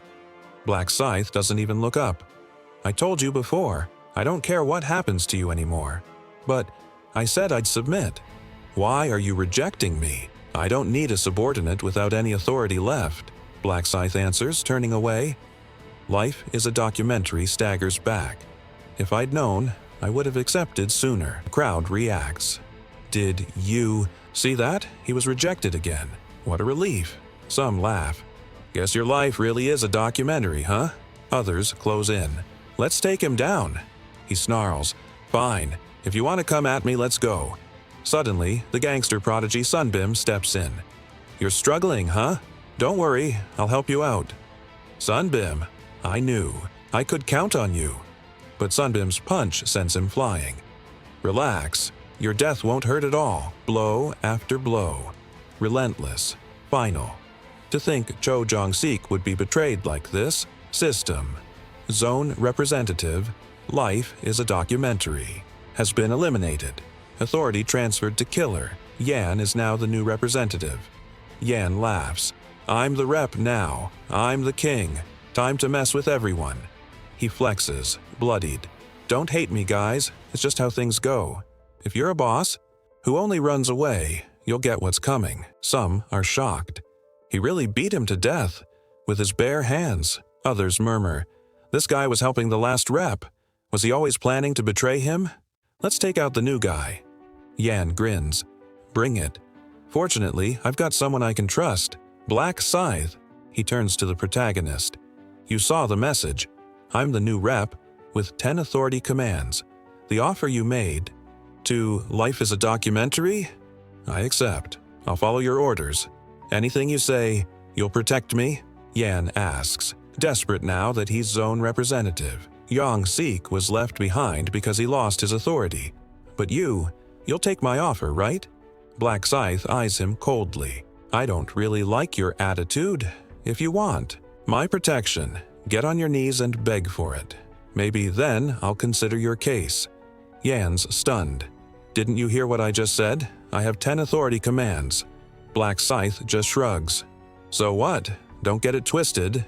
You're the one who needs something from me, not the other way around. If you want my protection, show me you mean it." Yan glances around, then drops to his knees, voice trembling. "I'll do anything you ask. Please, use me as your subordinate." Black Scythe.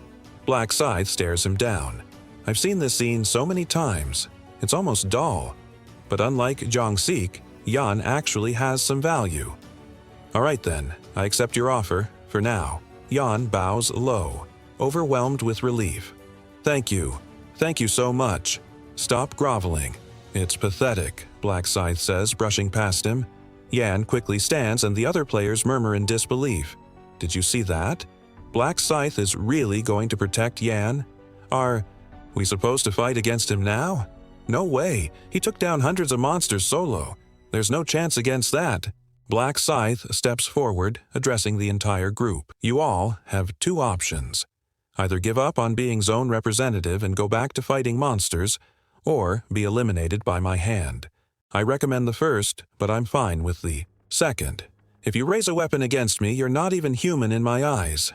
Instantly, everyone lowers their blades, fear clear on their faces. Yan grins, suddenly feeling powerful by association.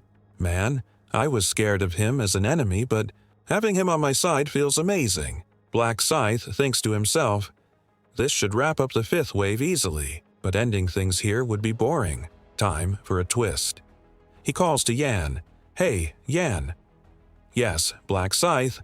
As promised, I'll do anything you say. Then use your 10 authority commands on the relic. Order 10 players to destroy it. Yan hesitates, panicking. The relic? But if it's broken, we'll be punished. Why not wait? If I use up all my commands, I can't force Su Aaron to join me. Don't argue. Do it. Now. Yan pleads. Can I use 9 instead of 10? Black Scythe's voice is icy. You heard me. All 10. Or I'll eliminate you myself. Swallowing hard, Yan nods. All right, I'll pick the people. He quickly names 10. Sim Zhang Ju, Small Pepper, Don't Touch Me, Spring, Summer, Winter. He commands, the 10 I named, break the relic. Wait, those are my friends. Why are you doing this? One player cries, but the command is already issued. The chosen players, compelled by authority, start smashing the relic. Stop!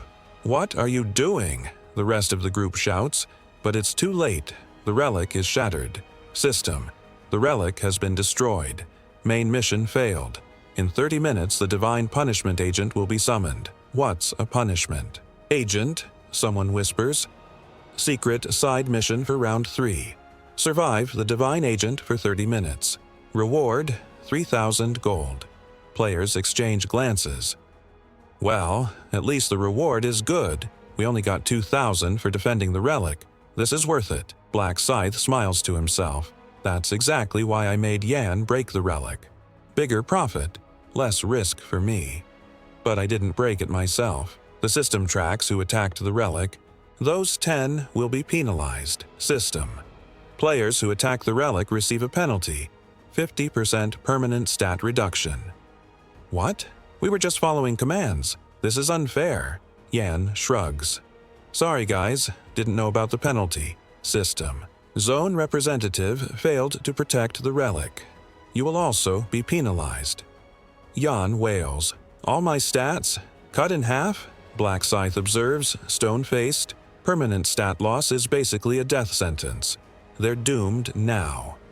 He quickly preps for the incoming boss, shopping for upgrades. An assassin's hood, agility boots, energy stones for equipment. Combination successful. Skeletal necklace +1 to all stats. Armor, +1 damage reduction. Armor, +2 strength.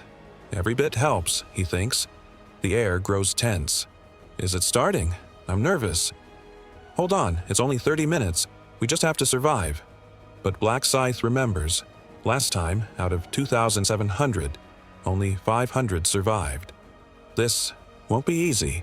The agent takes 5 level 40s to beat, but with my new title, all my stats are doubled against divine monsters.